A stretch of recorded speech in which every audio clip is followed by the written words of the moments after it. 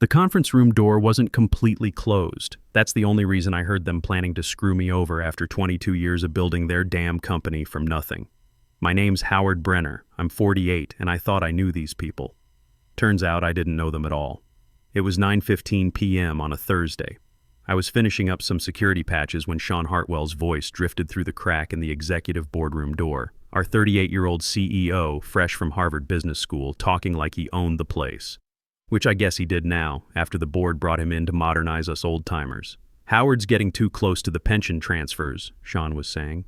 Third time this month he's flagged the routing patterns. I froze at my keyboard. Dylan Foster, our CFO, answered. The old man built this entire infrastructure, knows every byte that moves through our systems. Old man. I'm 48, not 80. But to these kids, anyone who remembers dial-up internet is ancient history. That's exactly the problem, Sean continued. He doesn't need to know what's happening in the secondary accounts. Terminate him Friday, effective immediately. My stomach dropped like a stone. 22 years. I'd been there since this company was 8 people in a strip mall office. I'd built every server, every protocol, every security measure that made them millions. And now they wanted to throw me out like yesterday's newspaper. Carl Winters from HR chimed in next. You should see his face when we tell him. Remember the budget meeting when we denied his promotion request? That look of complete shock was priceless. They all laughed. Actually laughed about destroying my career.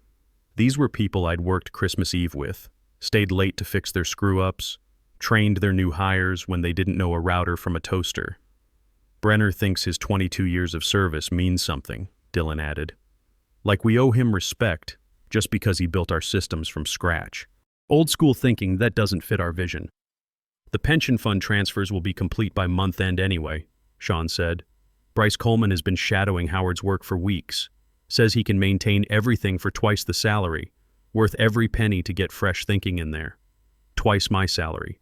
For some consultant who'd been here 6 weeks and needed me to show him where the bathroom was. Brady Mitchell, our CTO, spoke up. What about those authentication protocols Howard's always going on about? Coleman says they're unnecessarily complex. Legacy paranoia, Sean dismissed.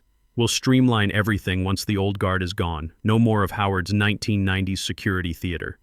That's when I almost smiled, sitting there in the dark.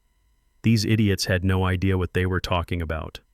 The legacy paranoia they wanted to eliminate was an 84-hour authentication cycle I'd built into every critical system after their last accounting adjustment nearly crashed our servers.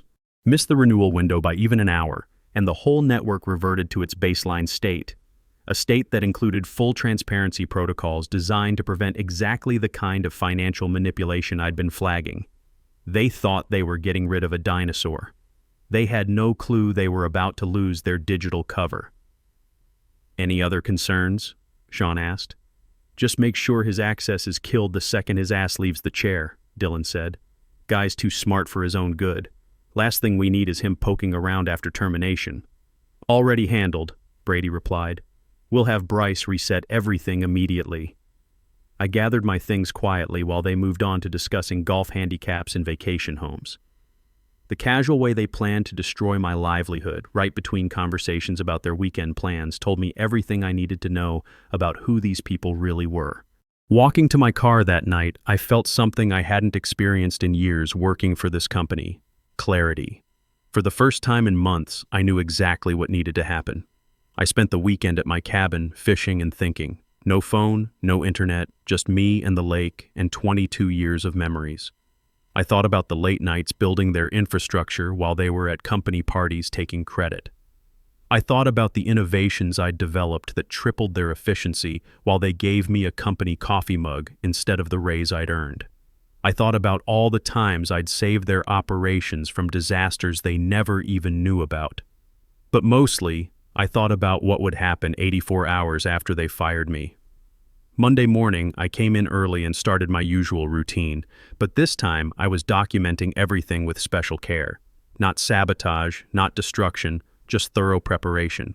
I reviewed every system log, every authentication protocol, every security measure I'd built over the years. That's when I noticed the unusual activity in the pension accounts. Large transfers, $95 million moving through a series of shell companies before disappearing into offshore accounts. The same pattern I'd flagged 3 separate times over the past month. The pattern they'd dismissed as standard financial management while telling me to focus on my assigned tasks. Now I understood why they wanted me gone. It wasn't about modernization or fresh thinking. It was about removing the one person who knew their systems well enough to spot what they were stealing. Tuesday brought the vultures circling.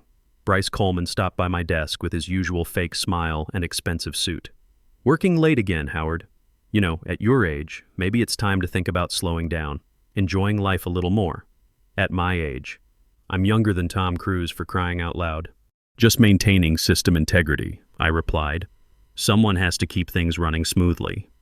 "About that," he said, leaning against my desk like we were old friends. "The authentication cycles seem overly complex for modern operations. Very 1990s thinking. We're planning to streamline everything, make it more efficient." I nodded like I agreed completely. Efficiency is important. Progress and all that, exactly. Sometimes you have to tear down the old to build something better.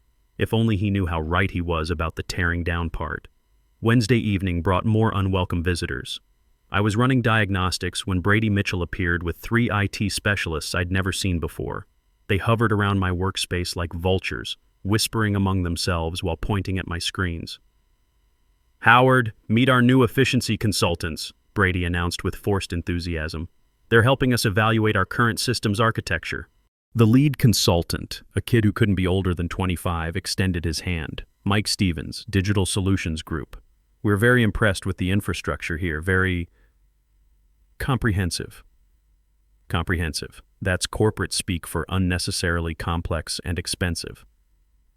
"Thanks," I replied, shaking his hand. 22 years of continuous improvement.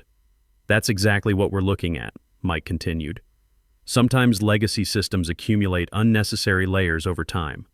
Our job is to identify opportunities for streamlining." I watched them poke around for an hour, taking notes and screenshots. They had no idea what they were looking at, but they nodded knowingly at everything like they'd built similar systems themselves. One of them actually asked me what a firewall was for. These were the people who would replace my 22 years of experience. That night, I went home and made a decision that would change everything. Instead of renewing my authentication key like I had every 84 hours for the past decade, I programmed it for one final renewal. Not immediately, that would be too obvious. I set it for exactly 84 hours after my termination, whenever that might be. The beauty of the system I'd built was its simplicity. The authentication wasn't just about access control. It maintained the artificial partitions between different data systems. When it expired, those barriers would dissolve and information would flow exactly as originally designed, with complete transparency. I'd spent years building walls to protect their secrets. Now I was scheduling those walls to come down. Thursday morning started normally enough, but the tension in the office was thick as molasses. Sean Hartwell walked the halls more than usual, stopping to chat with people he'd never spoken to before. Dylan Foster kept checking his phone and looking nervous. Carl Winters from HR kept glancing in my direction like I might spontaneously combust. Around lunch, I overheard Sean on a phone call in his office. "Yes, the transfers should complete by Friday afternoon. No, there won't be any complications. The monitoring issue is being resolved permanently." Monitoring issue. That was me. I spent the afternoon reviewing system logs one final time, documenting everything with clinical precision. $95 million had moved through their shell companies over the past 3 months. Pension funds, employee retirement accounts, even the money set aside for healthcare benefits. They weren't just stealing from the company, they were stealing from every person who worked there. Mrs. Dorothy Harper in accounting, who'd been there 30 years and was planning to retire next month. Joe Martinez in shipping, whose wife just had surgery and needed their insurance to cover her medication. Lisa Chang in customer service, single mom working 2 jobs to save for her daughter's college fund. These executives were stealing their futures while laughing about it in board meetings. At 3:30, my desk phone rang. Carl Winters' voice was professionally neutral. "Howard, could you come to conference room B, please?" This was it. I saved my work, locked my computer, and walked down the hallway I'd traveled thousands of times over 22 years. The same hallway where I'd rushed to fix network crashes at 2 a.m., where I'd trained dozens of new employees, where I'd built something I was proud of from absolutely nothing. Conference room B held the usual suspects. Sean sat at the head of the table in his $3,000 suit. Dylan shuffled papers nervously to his right. Carl had his HR folder ready with practiced sympathy. Brady Mitchell couldn't even look me in the eye. "Howard, please sit," Sean began with fake solemnity. "We need to discuss some organizational changes." I sat down and waited. After 22 years, they owed me at least the courtesy of getting through their script. "Due to evolving market conditions and technological advances, we're restructuring our IT operations," Carl read from his folder. "Your position is being eliminated effective immediately." "I see," I said calmly. "Any particular reason?" Sean leaned forward like he was doing me a favor by explaining. "The industry is moving toward cloud-based solutions and simplified architectures. Your expertise, while valuable in the past, doesn't align with our future direction. My expertise didn't align with their theft, more accurately. We're prepared to offer a generous severance package," Dylan added quickly. 6 months salary plus healthcare continuation. 6 months for 22 years. They spent more on Sean's company car. "Your system credentials," Brady said, sliding a form across the table with obvious relief that this was almost over. "We need all passwords and access codes." I took my time filling out the form, writing down every login and password I could remember, but I forgot to mention the master authentication key that maintained their precious data partitions. Amazing how stress can affect your memory. "Security will escort you to your desk to collect personal items," Carl continued. "Standard procedure for all departures." As we stood up, Sean couldn't resist one final comment. "Howard, I hope you understand this is just business. Nothing personal." I looked at him for a long moment. This kid who'd never built anything, never stayed late to fix what others had broken, never cared about anything beyond his next bonus. "Actually, Sean, I have one question." "What's that? When did you realize I was the only person in this building who truly understood how your systems worked?" The smile faded from his face. For just a second, something like doubt flickered in his eyes. Then security arrived to walk me out, and the moment passed. As I packed my personal items, photos of my kids, the coffee mug they'd given me instead of my last raise, a paperweight from the company's 10th anniversary, I could feel Bryce Coleman watching from across the room. He'd moved into the desk next to mine, already making himself at home. "Any advice for the new guy?" he asked with a smirk. I handed him my company laptop and access badge. "Just remember that every system has its own logic. Respect that logic and everything works fine. Ignore it." I shrugged. "Well, you'll figure it out." The security guard wasn't unfriendly, just professional. We'd worked together for years. He knew this wasn't about misconduct. As we walked toward the exit, I passed colleagues who'd heard the news. Some looked sympathetic, others looked away. A few shook their hands and wished me luck. At 4:47 p.m. on Friday afternoon, I walked out of the building for what everyone assumed was the last time. In my head, I started counting down 84 hours. Saturday morning, I did something I hadn't done in months. I slept until 9 a.m., made a real breakfast instead of grabbing coffee on the way to work, and drove out to Miller's Lake with my fishing gear. No phone calls about server crashes, no emergency patches, no crisis meetings about problems that could wait until Monday. For the first time in years, someone else's problems were someone else's problems. The lake was quiet except for the occasional splash of a bass jumping. I cast my line and started counting backwards from 84 hours. Friday, 4:47 p.m. to Monday, 4:47 p.m. That's when their world would start changing, though they wouldn't understand why for several more hours. I caught 3 decent bass and threw them all back. It wasn't about the fish, it was about having time to think without interruption. 22 years of building, maintaining, and protecting their systems. 22 years of being taken for granted while they counted their bonuses. 22 years of watching them make decisions that put everyone else at risk. Sunday evening, I grilled burgers on my deck and watched the sunset. My neighbor Tom came over with a beer and asked how retirement was treating me. "Not retirement," I corrected. "Career transition." "Same thing at our age," he laughed. "You going to fish every day now?" "Maybe. Or maybe I'll find something more interesting to do with my time." Monday morning arrived with unseasonable clarity. I made coffee, read the newspaper front to back, and checked the weather. Normal things that normal people do on normal Monday mornings. The kind of Monday morning I hadn't experienced since 1994. At 11:30, my phone started ringing. Unknown number. I let it go to voicemail. At 11:45, it rang again. Same number. Voicemail again. By noon, I had 6 missed calls from 4 different numbers. The voicemails were interesting. The first one was Bryce Coleman, trying to sound casual. "Hey, Howard, it's Bryce. Having some minor technical issues here, nothing major, just wondering if you could give me a quick call when you get a chance. The second voicemail 30 minutes later was Brady Mitchell, less casual. Howard, we need to talk. Some system irregularities that need your input. Call me immediately. The third was Sean Hartwell himself, dropping all pretense. Howard, whatever's happening with the network, we can work this out. Call me.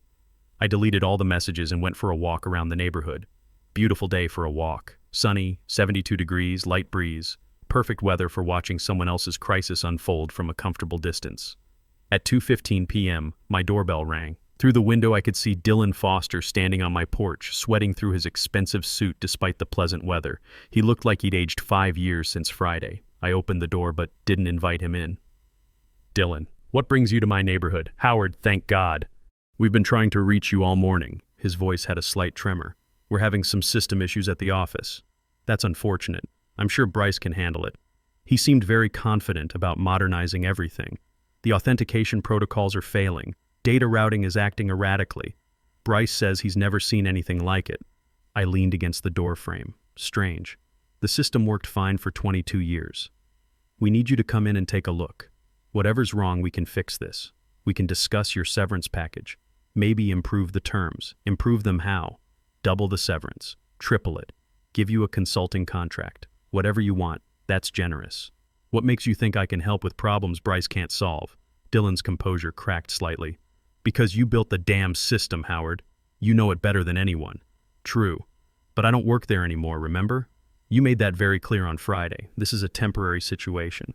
A misunderstanding. We can reinstate your position immediately. I almost felt sorry for him. Almost. Dylan, what exactly is happening with the system? He rubbed his face with both hands. Financial data is routing to external systems. Regulatory monitoring protocols are activating. Internal communications are being archived in ways that weren't intended. Sounds like the system is reverting to its original design parameters. What does that mean? It means the authentication protocol I built requires my personal key signature every 84 hours. Without it, the system assumes there's been a security breach and activates full transparency protocols. Dylan went pale. How long since your last authentication? I checked my watch. About 70 hours. Can you stop it? Sure. If I wanted to. What do you mean, if you wanted to? Dylan, why do you think I built those protocols in the first place? He stared at me without comprehension. Remember the accounting adjustment 3 years ago that nearly crashed our servers, when you blamed me for the system failures that followed? I built safeguards to prevent that from happening again. Safeguards that ensure complete transparency if there's any suggestion of financial irregularity. I mean the system is working exactly as designed. It's protecting the company from financial misconduct by ensuring regulatory oversight has access to all relevant data. Dylan's phone rang. He answered it immediately. Yes? What? How much data? His face went from pale to gray. All of it?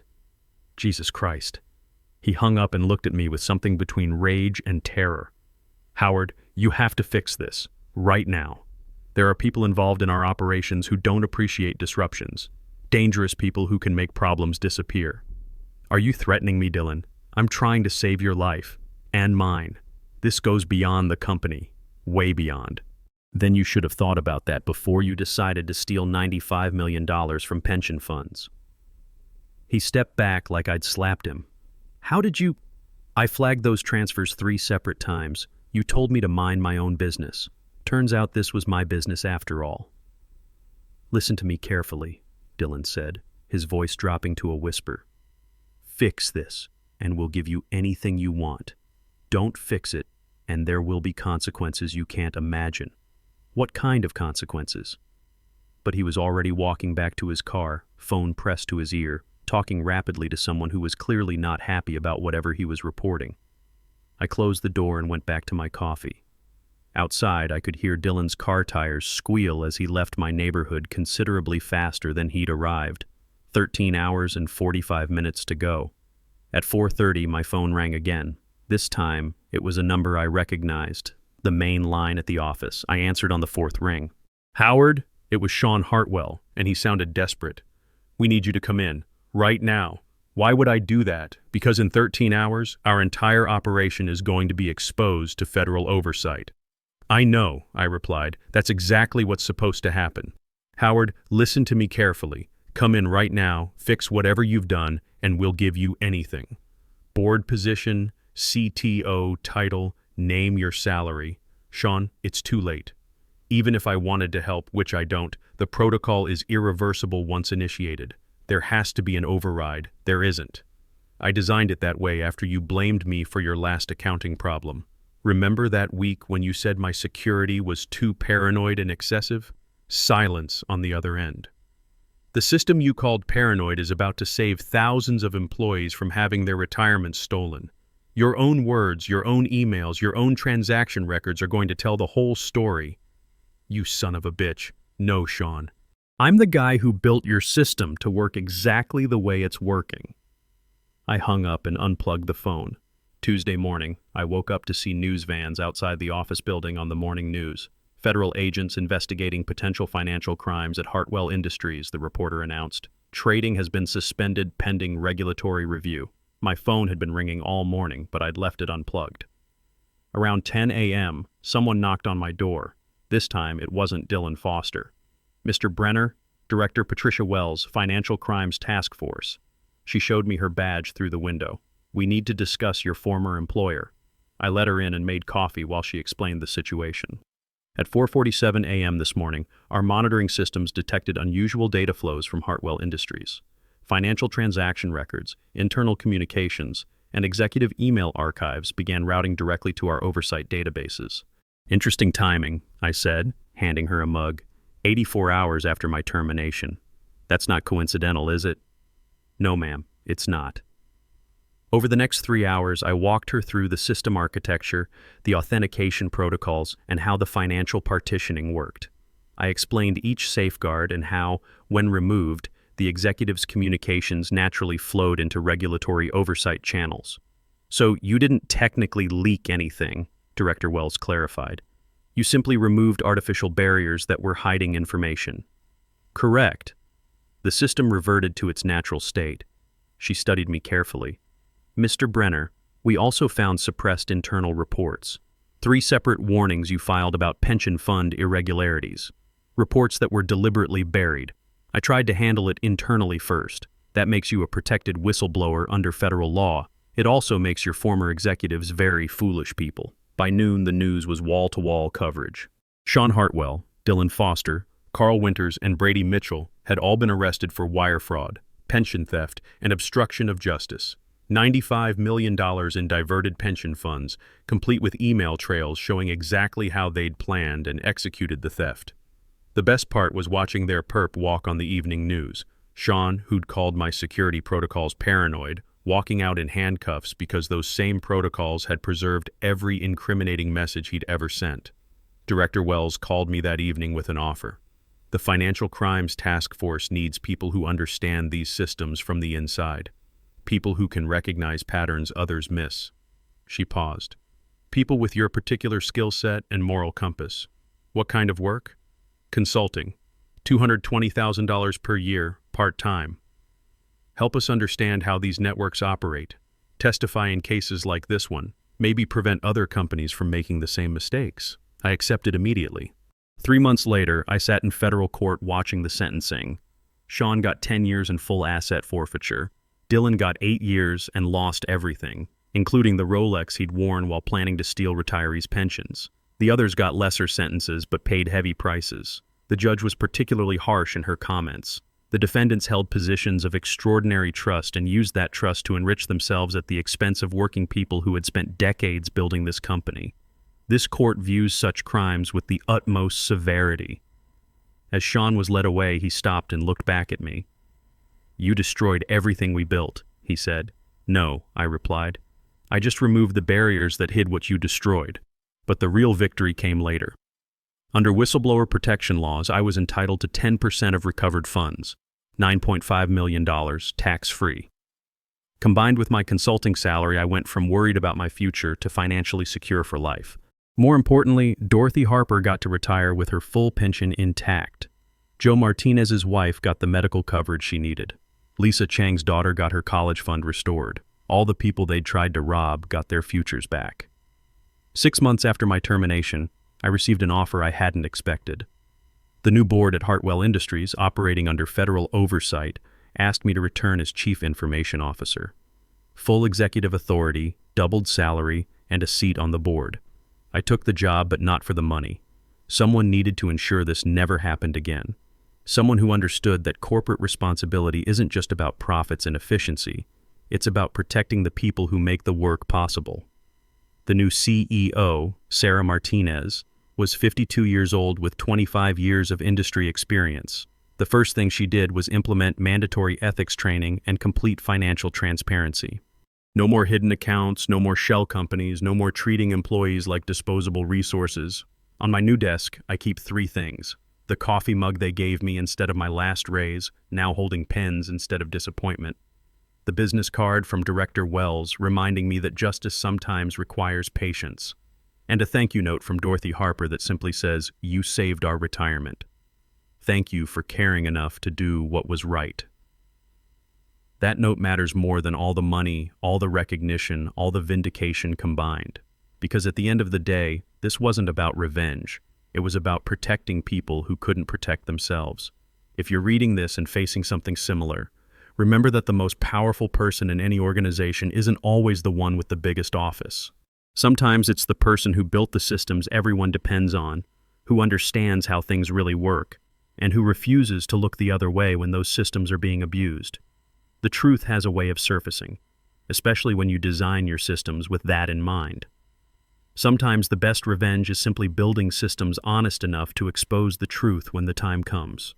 Never underestimate the quiet guy who built everything you depend on. He knows where all the bodies are buried, and more importantly, he knows how to dig them up.